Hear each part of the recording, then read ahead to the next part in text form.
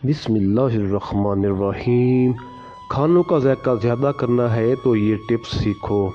Number 1, सालन वगैरह ज़्यादा बनाते वक्त प्याज को हमेशा बहुत पतली या बारीक ना काटें, बल्कि प्याज को गोल गुच्छों की शक्ल में काटें।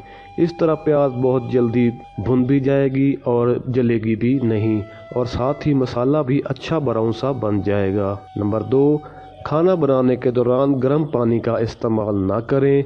उबला हुआ पानी ज़रूर इस्तेमाल करें, मगर नीम ठंडा होने पर ही इसको इस्तेमाल करें। गर्म पानी खाने की दीगर अशिया का दर्जे हरारत बढ़ा देता है, जिससे ग़िज़ाइयत ख़त्म हो जाती है। नंबर 3, खाना बनाते वक्त सारे अज्जा एक साथ हरगिज़ न डालें, क्योंकि इससे तमाम अज्जा का जायका एक दूसरे में मिल जाता है। इसलिए एक एक करके अज्जा डालें और फिर खाना बनाएं। नंबर 4, ऑयल को भूने बगैर अक्सर ख़वातीन इसमें पानी भी डाल देती हैं, जबकि ये एक गलत तरीका है। इससे पानी और ऑयल एक दूसरे में जज़ब नहीं हो पाते।